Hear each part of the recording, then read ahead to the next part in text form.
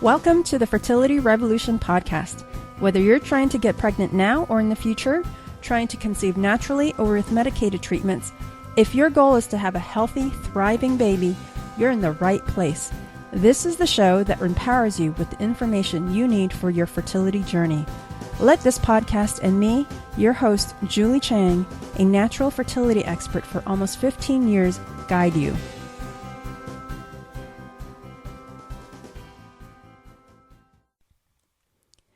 TwoWeekWait.com is an online community dedicated to helping you navigate that difficult time between ovulation and testing for a BFP, Big Fat Positive. Come join thousands of other trying to conceive women for helpful tips, support, and even some laughs during an often stressful time. The Fertility Revolution Podcast, Episode 3.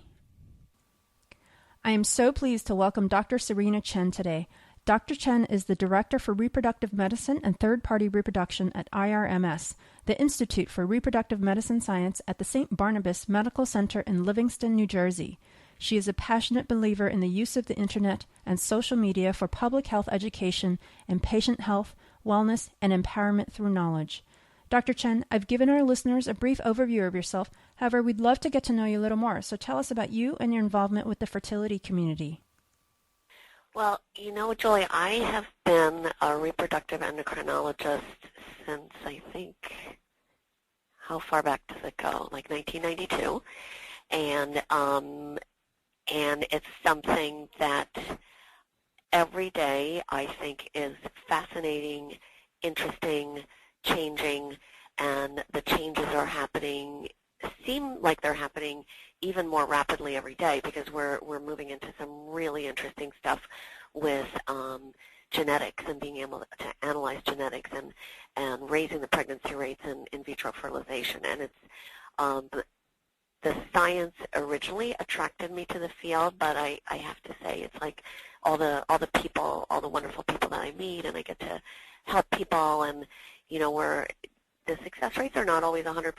The success rates are very high, but I've learned that a lot of this is about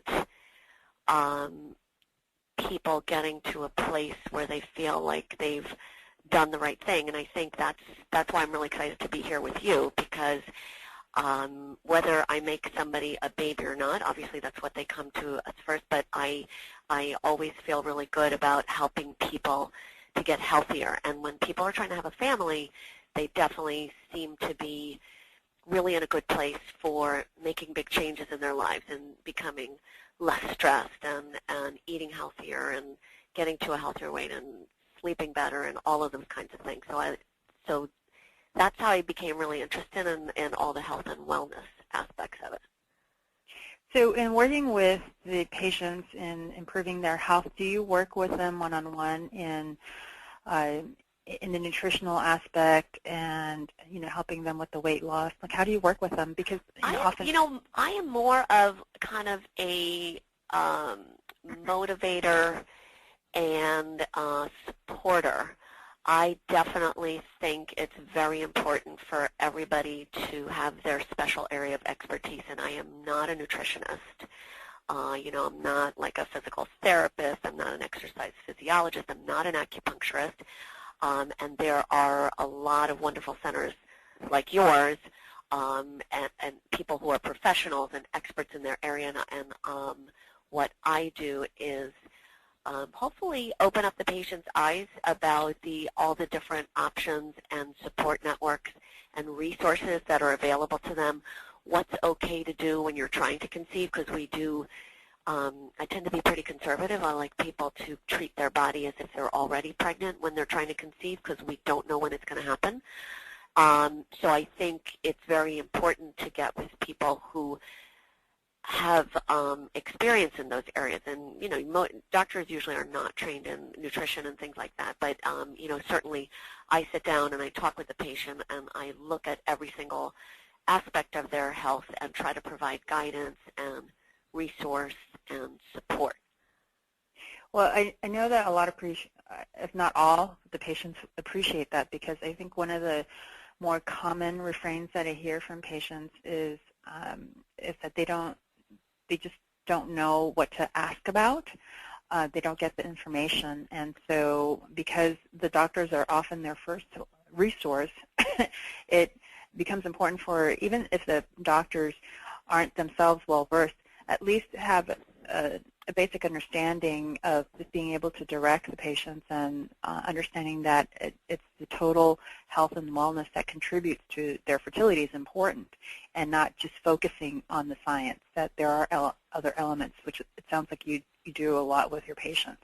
I do, and you know, I think the fact that I do that, I think, makes the entire process much better. I think when I first started practicing, it was really just about the science and medicine, and I kind of was like, well, I know all the right things you should do and how you should do them, and it was a little bit more of a tunnel vision. And I think looking at the patient as a whole, because if you're, you know, it doesn't matter if your patient needs donor egg, if she's not sleeping at night, then, you know, the cycle is it's not going to go well. So you really have to look at everything, because it's a whole person that you're dealing with, and if there are parts of her life that are not working well, then the treatment you're going to give her is not going to go as well. We do have a tremendous amount of data to support that.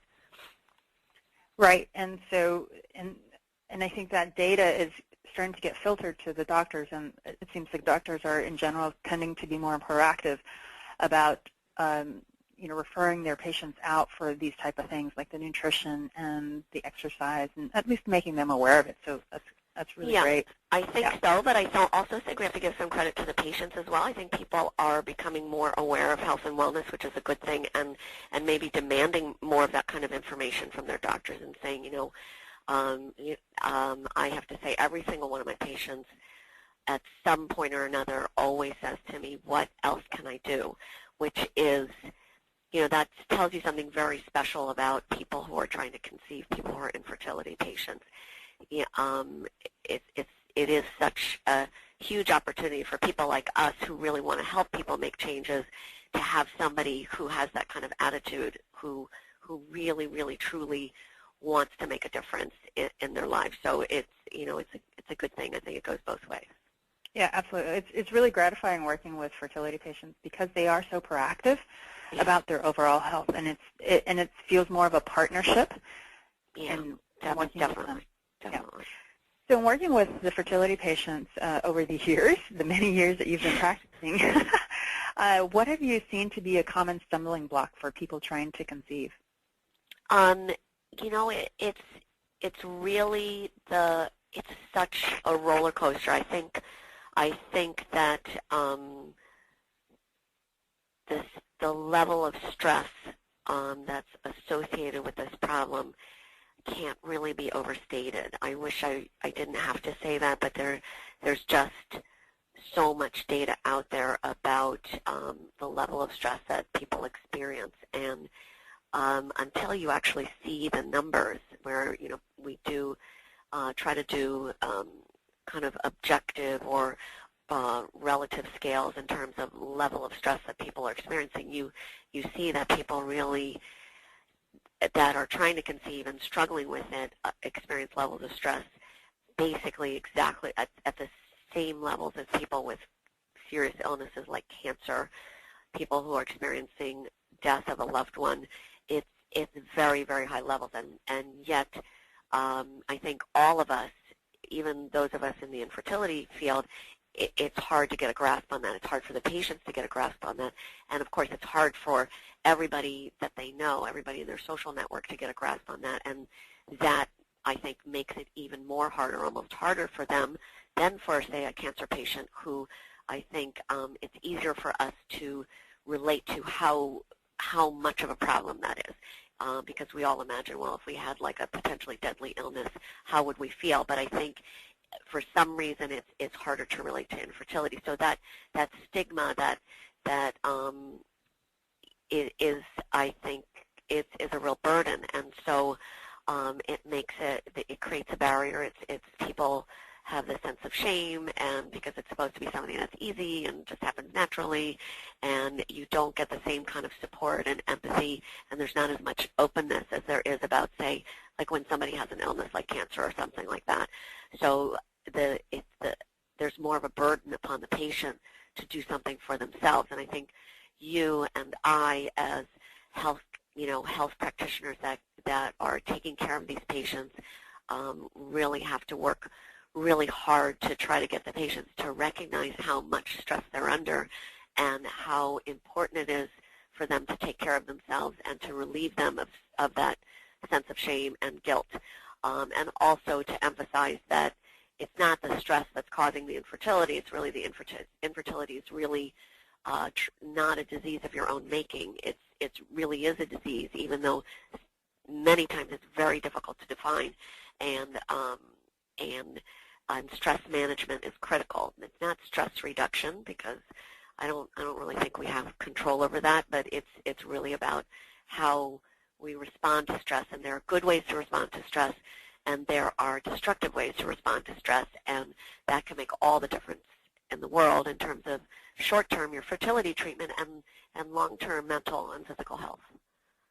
So let's kind of stick on the stress topic, because you went into great detail about it. One thing that you mentioned early on was, I think, objectively measuring stress. Is that something that you can do? Because I've always thought of it as kind of a subjective. You know, I think it is subjective, but there are scales. Psychologists have scales that can measure level of stress, and they're kind of standardized to say like high versus low and those types of things, and those are the types of measures that were used in these studies that said, people that experience infertility are experiencing similar levels of stress to people with cancer. That's a very good question to see if has anybody done physiologic stress testing? I'm not really sure if there's any actual studies on that, because as you and I both know, like when people have general levels of stress, their physiologic response varies tremendously, even though they may be like generally in a state of stress. I think we're just starting to understand like what that means physiologically. We know like there's your cortisol system is amped up. But cortisol is infamously, like other hormones, a hard hormone to measure. All hormones are difficult to measure because they tend to fluctuate in the blood, and they tend to be different levels in different tissues, and they tend to have different impacts upon different tissues. So hormones have always been a little bit tricky to measure. But that's a very good question. So when I talk about levels, I'm talking about like, well, we can say, well, this means a high level of stress, and then we can look at that across different disease states. Does that make sense? Yes, absolutely. And then you talked also about good ways of managing stress and destructive ways of managing stress. So can you kind of go a little bit into examples of those? Yes. So destructive ways of managing stress. Well, I always think about there was a small study done a bunch of years ago of I think just like 100 or so patients that were doing all different types of infertility treatment, and they broke them up into two different groups. And both groups were doing, some of them were doing IVF, some of them were doing IUI, so a little bit of treatment, some were doing heavy-duty treatments. And one group, the control group, they said, we have a wonderful therapist here, and she's available when you need her, because we know this is a stressful process. And the other group, they said, everybody in our program is stressed, so everybody is going to go to the stress management program with a therapist. And the group that went to the proactive stress management program actually had a statistically significantly higher pregnancy rate than the other group. And so we feel like this is kind of an indirect measure of how stress management can be beneficial. So the people that went to the psychologist didn't have different levels of stress, but they did have somebody to talk to and somebody who was empathetic with them and perhaps gave them different strategies for how to deal with their stress. And that we know when we measure things like cortisol levels and things like that, we know that can make a difference. And in this particular study, actually ended up making a difference in the pregnancy rate, which was pretty remarkable. So, you know, when you're really, really stressed out, you can, you know, pull your hair out and wash your hands 500 times and go do excessive shopping or drink alcohol or smoke cigarettes or eat, you know, 10 chocolate bars, or you could maybe go out and do some low-impact exercise or a yoga class or go see your acupuncturist or do a meditation and take some deep breaths. So, you know, those are both those groups of things like smoking cigarettes versus meditation. Smoking cigarettes can be a way to make yourself feel less stressed out, but obviously it has like a huge impact upon the health of your body, so that we would call kind of a destructive way of handling stress. Whereas if you went out and, you know, walked 2 miles and, you know, that helped your stress levels, that's a much more positive way to deal with your stress. That also has, you know, other beneficial, other benefits as well. Does that make sense? Yep, great examples. Thank you so much. You know, living in Southern California, I think generally the population here is very kind of in tune with the whole idea of how stress plays into your health and just eating well and exercising. So that's not and you feel like probably you guys feel like you, not only do people know about it, but they actually do it, because there is a big, you know, I feel like most of my patients really have an awareness of what are the right things to do, but actually getting them done sometimes is very difficult. Right. Yep. And people here, I think, are generally very motivated to make the changes necessary. They groan and whine about it when I make the nutritional changes, but yeah. They actually, I mean, hats off to them. They make them, and it can be tough in the first few days, but I mean, it just makes such significant impact on their fertility. So, well, I always find that very, very interesting, because when I talk to other physicians, I do tend to feel like a lot of physicians have a certain skepticism about their patients, like they because there is a lot of this, well, I know the right thing to do, but I haven't done it. But I think that for us who are taking care of patients, we, you know, it's just the same as, like, you see the data for quitting smoking. The most successful quitters are ones who have tried and failed multiple times, and I think that's true for all of this healthy advice, that it really does make a difference for us to be able to talk with the patient at every opportunity, not to say, well, you know, now you're 35 years old and you're still overweight. You know you've had to lose weight for a really long time, and I'm just giving up on you. I think it does make a difference for each of our patients to hear it again from us, because I don't think you can say it enough times. And it also shows that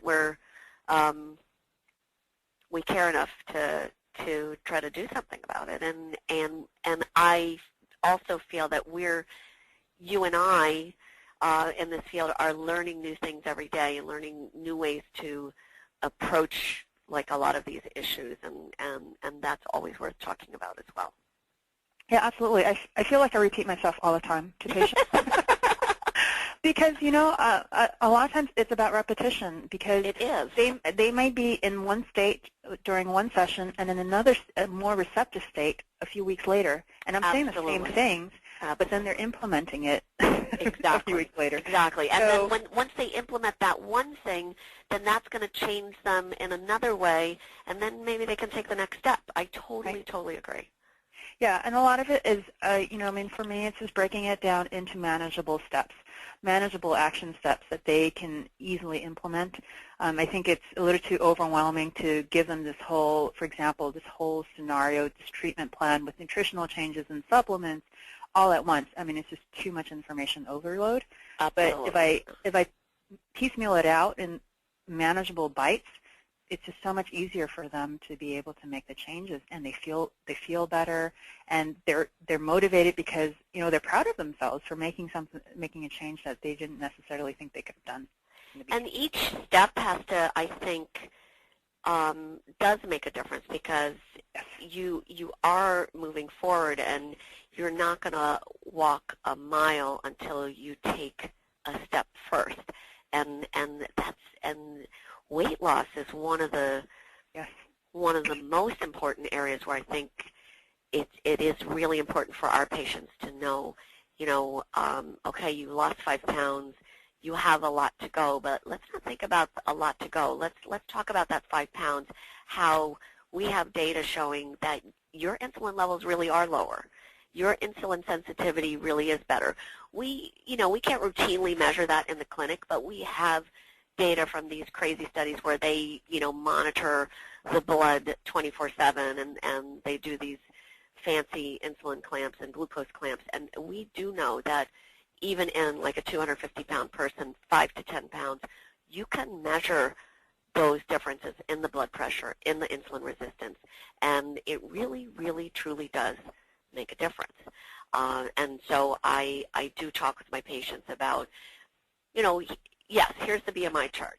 Here's the general range where, you would be considered normal. But if you're at a BMI of 35, we should try to set goals that you can reach today, tomorrow, next week, because that's what's going to keep you going. And also a lot of our patients are dealing with age-related infertility, and I don't want my patients to think that they've already waited so long for a baby, and I'm trying to delay them again. And a delay only means that their ovaries are becoming less functional. We're trying to get them healthier sooner, rather than later. And, if they start out their pregnancy and they still do have some extra pounds, the fact that they've lost a few pounds means they're much healthier than they were before. And during pregnancy, there is absolutely no reason why you cannot have a healthy diet, see a nutritionist, do exercise, and follow those Institute of Medicine guidelines that say overweight women should only gain 11 pounds during their whole 9 months. And, I'm not saying that's easy to do. I think you definitely have to have professional help for that. But there are guidelines, and we know that's safe to do, and it's the right thing to do. So it has to be a balance. I think we definitely we want people to know the ideal, but we also, these are all real people. We want to be practical as well. Right, absolutely. So in working with your patients, there are a lot of misconceptions about fertility, one of them being age, as as you've kind of mentioned, touched on. Yeah. What's one that you would like to correct? Well, I think one of the most common things I would like to correct is the whole timing thing, because I think that is something that people really, really worry about, timing of intercourse, a lot. I feel like almost every single patient that I see, every heterosexual couple that I see is worried about timing. And of course, when we do assisted reproduction, we worry about timing very critically. But honestly, for couples having intercourse, if if it's going to happen, it's going to happen. I mean, unless you guys are never having intercourse, then people tend, if they don't think about it too much, people tend to have intercourse more often during their fertile period, and precise timing actually does not improve the chances of success. I tell my patients with regular 28-day cycles, you're going to ovulate sometime between, day 8 and 15, something like that, 9 and 16. There's a week in there, like around the second week of a 28-day cycle, where you're going to ovulate. And you should have sex sometime during that week. So mark your calendar on the first day of your period. That's day 1. And then mark day like 8 to 15 as your date week, and tell your partner, honey, this is date week. And you try to have intercourse sometime during that week, twice if you can, and then just not worry about it. All these apps and kits and temperature thing, I see people just spending hours and hours of their time just doing it and obsessing over it and getting really, really stressed out about it, and it creating new problems like marital issues, marital tension, and people having problems with libido and problems with even guys having problems with erectile dysfunction. It really can lead to a whole, the stress over this problem can lead to a whole host of issues. And I think the issue is that there is a lot of data, there is a lot of information out on the internet about when's the best time to have intercourse. And when a couple first starts trying to conceive and they see their general OBGYN or their family doctor or whatever, then a lot of times the doctor's trying to be helpful and will talk to you about, you know, intercourse and when it's supposed to happen. But you shouldn't really have to try so hard. Really, the official definition for infertility is not, okay, we've been trying hard for a year. It's just we stopped trying not to conceive. We stopped using the condoms. We stopped using the pills. We stopped, you know, whatever. We took out the IUD, and it's been, I'm over 35. It's been 6 months since the IUD is out. I'm not pregnant. You need to go to see the doctor. You know, you need to go see the doctor, and it doesn't mean that you have to do IVF. It just means you got to go see the doctor, and you need to find out what's going on, and then you can decide, am I going to do treatment, am I not going to do treatment? That's the other thing, is that people like are there. There have been a lot of studies done about why so many people, only half of people who struggle with infertility ever seek any help at all, and a lot of it is the whole fear of the unknown, fear of like, how much is it going to cost, what are they going to do to me, are they going to put me with needles, what are they going to make me do? But it's really just about becoming informed. It's really, really important to become informed about your own health, because otherwise then you're letting somebody else make the decision for you. It's not that you're, you know, you really should make these decisions with your eyes open, and nobody's going to make you do treatment if you don't want to. But you really should decide, you know, what should be going on. It's not really a decision if you're completely in the dark. So so that whole thing about people feeling like they have to time things really right. Like I've had couples come in to see me, never, you know, having never used any protection for years, and they should have seen me years ago, and they said, well, we started using that, you know, we started timing intercourse like 6 months ago, and that's why we're here to see you. And it can create real issues, because if you wait too long, then you know, as you get older, everybody's less fertile as they get older. And there's some people who should see the doctor right away. You know, some people, like if you've had cancer, chemotherapy, radiation, you've had surgery in your abdomen or your pelvis, you have a medical condition like a kidney problem or high blood pressure, or epilepsy, or even things like a strong family history of endometriosis. You should go talk to your GYN right away. You should also, if you're not having regular periods, you're not ovulating. So there are certain people who should come and see the doctor right away, but in general, over 35, 6 months of no protection from pregnancy, no contraception, you should be pregnant. If you're not pregnant, then you need to be evaluated. If you're under 35 after a year of unprotected intercourse, then you should be evaluated. That was kind of a long answer to that question.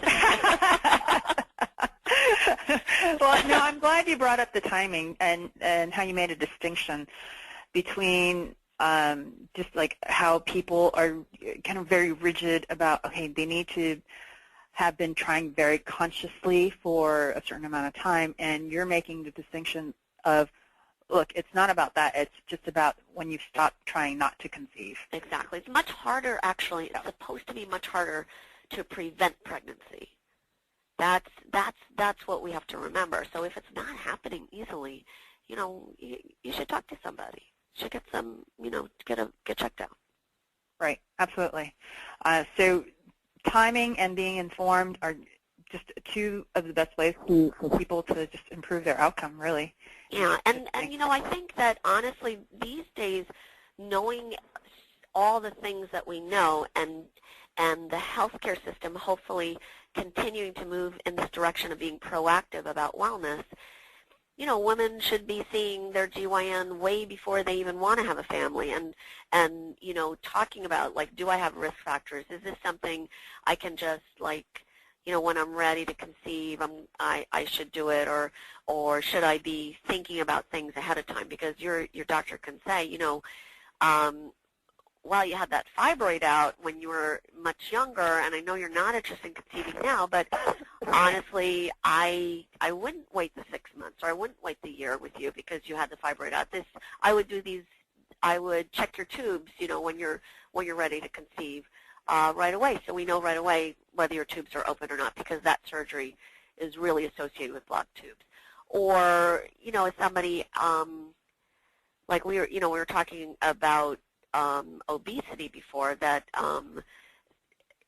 something that requires time. Like if somebody has a severe obesity problem, then they're thinking about bariatric surgery, that's like a 1 or 2 year project before it's really safe to conceive, where not just the weight loss but also the surgery itself, depending on the type of surgery you have, when your doctor feels like it's going to be safe to conceive. And even conversations about things like let's say freezing your eggs for fertility preservation.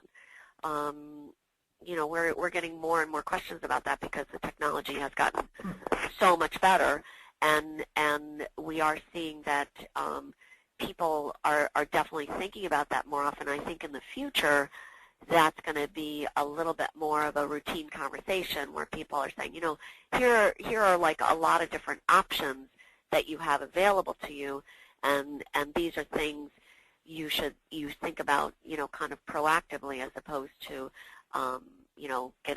having a problem and then seeing the doctor.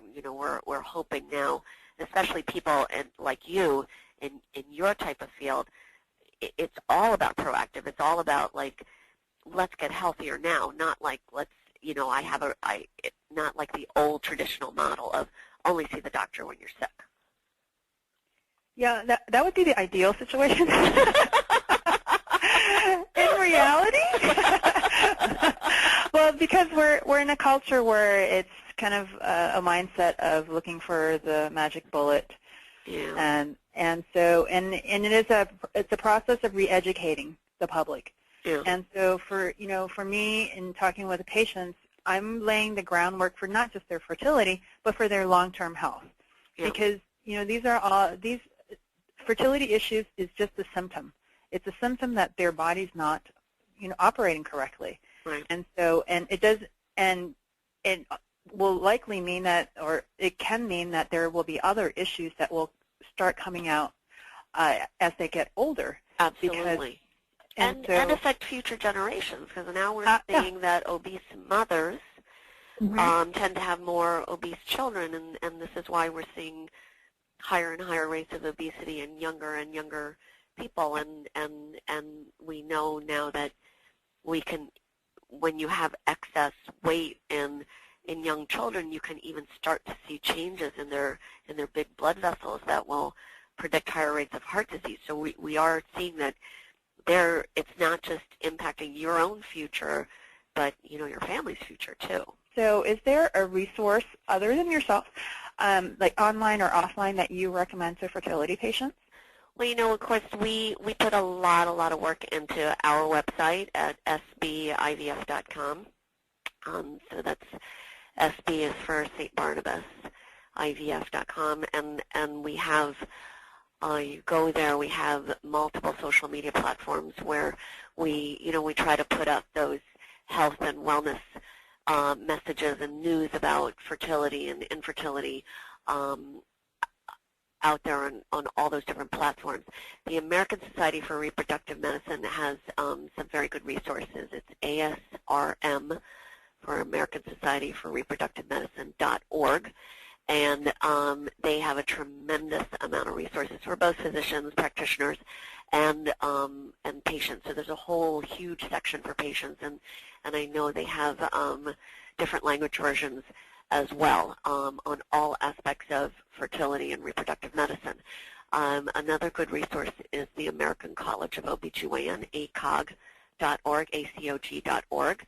And again, lots of stuff for physicians, but tons of stuff for patients as well, I think, and then some national fertility support networks like resolve.org, resolve.org. And then each of those sites, of course, has lots of links to other sites. We actually, we get questions through Facebook all the time. People ask us questions mostly on Facebook, a little bit on Twitter, a little bit on Instagram, and then we actually also have a message board as well.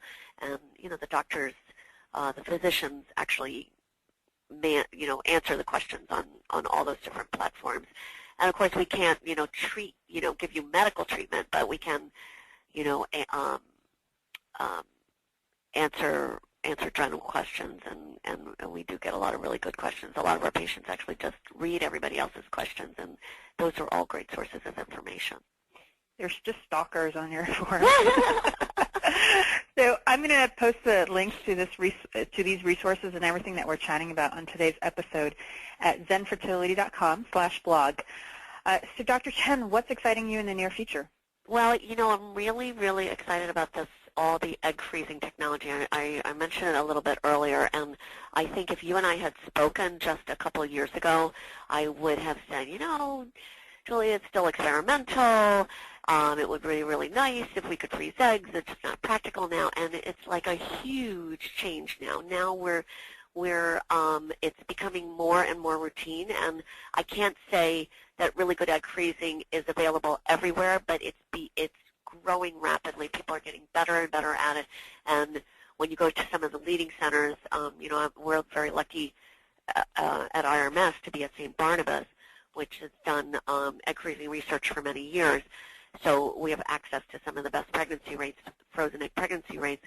But the technology, as I said, has just grown by leaps and bounds, so that it used to be that if the pregnancy rate using a frozen egg, a previously frozen egg, versus using a fresh egg was, like 20% of what the regular fresh egg IVF rate is. And now really in our center, it's really basically the same as fresh eggs for vast majority of patients.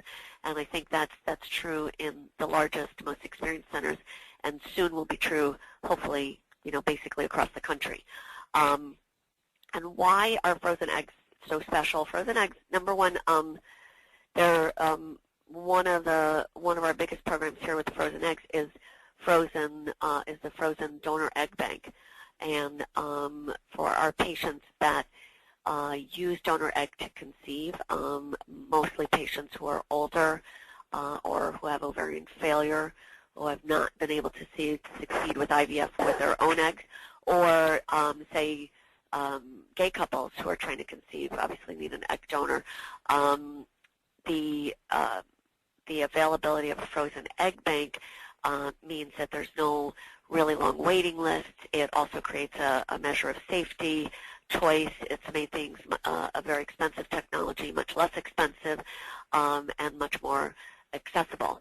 So the frozen donor egg bank has just been a really, really wonderful thing for our donor egg patients.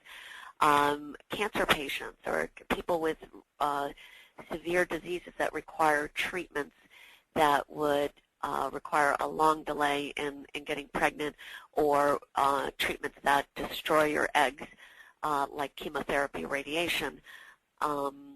We're very lucky now that more and more cancer patients are surviving their cancers, and so people who are fairly young when they get their cancer, many of them are being cured and then go on to want to have their families, and yet their cancer treatment renders them infertile.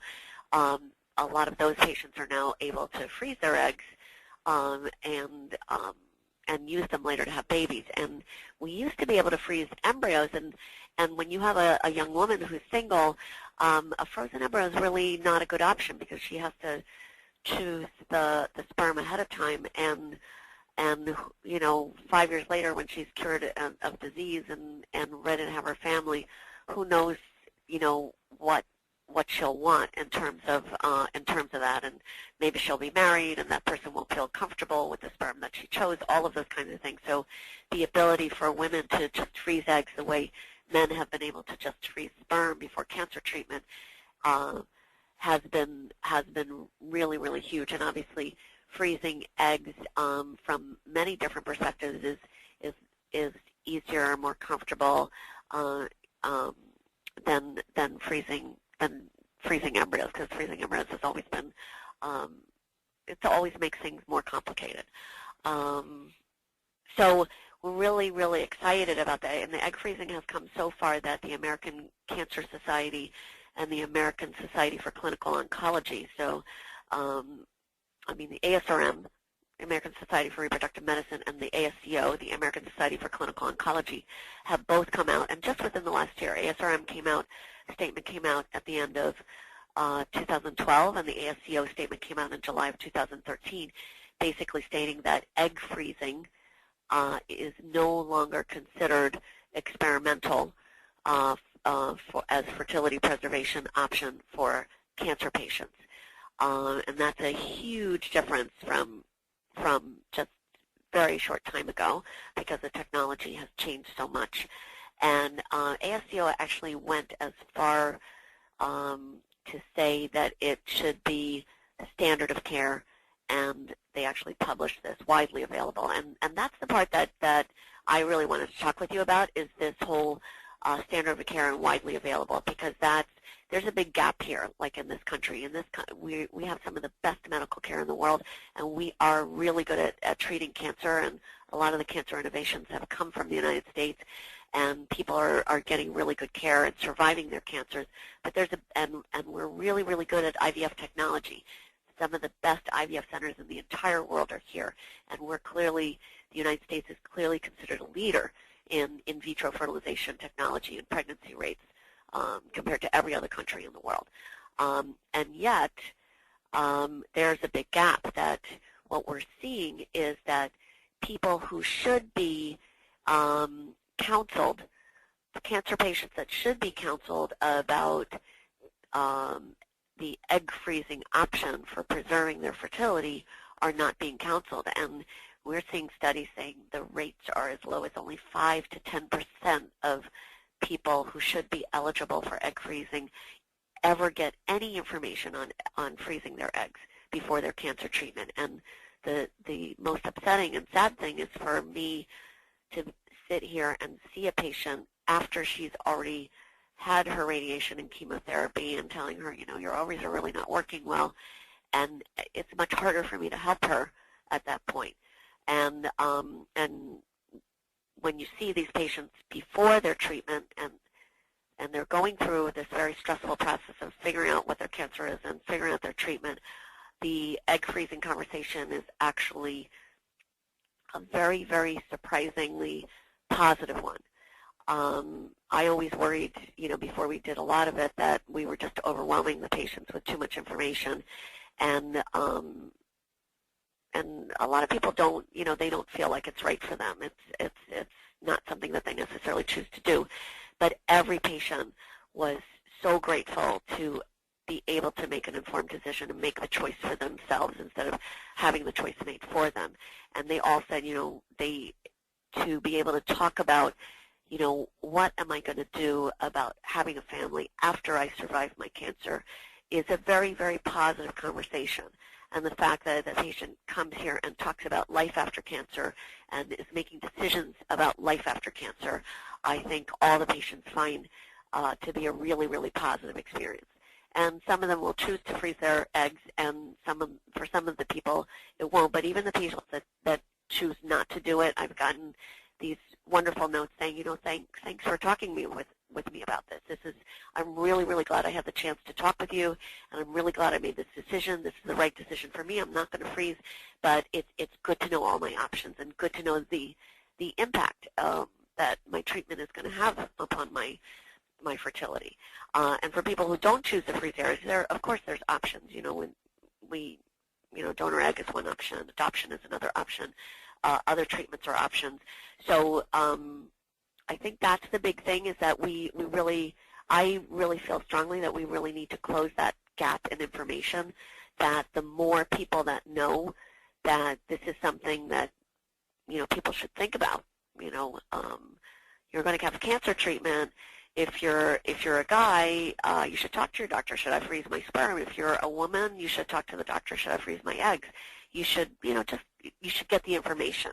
And the fact that so few people are getting that information is something I think we really have to change. So, I'm really glad you're giving me the opportunity to say something on your show.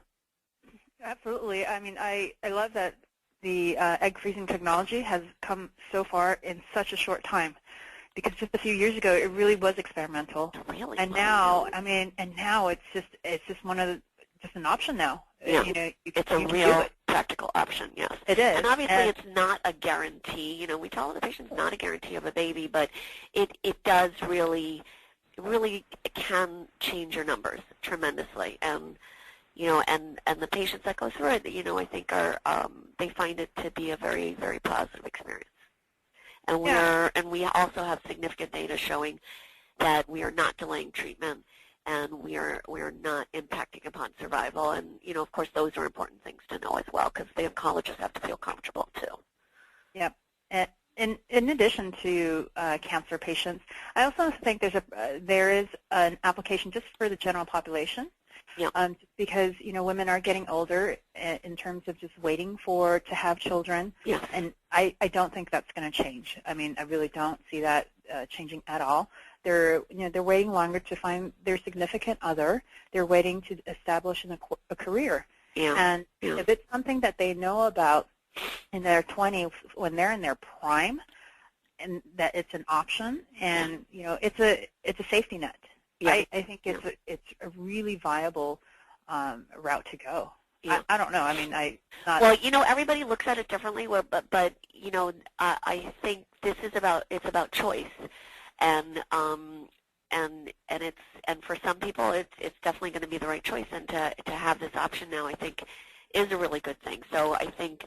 But it's not a choice if people don't know about it, and so that I think that's the important thing. I think you're totally right. It's something people should know about, and that way they can decide if it's something that they want to think about doing. Exactly. It's about letting them make the decisions for themselves. Exactly. Yeah. Yeah. Yeah. So as we wrap up, Dr. Chen, can you tell us how you can be reached? Well, the easiest way to reach me is by email, and that's my first initial and last name, Schen, S-C-H-E-N, at sbivf.com. And, of course, you can always go to our website, and there's email and phone and Facebook and all those good things. So there are plenty of different ways to contact us. But, I'm happy for people to directly email me. I do not answer the emails every day because I do get a lot of emails, but that's one fairly easy way to contact me. Perfect. And so before we say goodbye, can you give our listeners one last piece of parting advice? I think I really is information. So I think just the fact that you're hearing me speak right now means you took the time to listen to this podcast, and that's, wherever you are, that is like a really positive step in the right direction, because to get informed is definitely the first step in getting healthier. So, you got to give yourself a pat on the back right now. So. Great. Thank you so much for your time and expertise. I know our listeners will benefit greatly from what you've shared with us today. So thank you. Thanks so much, Julie.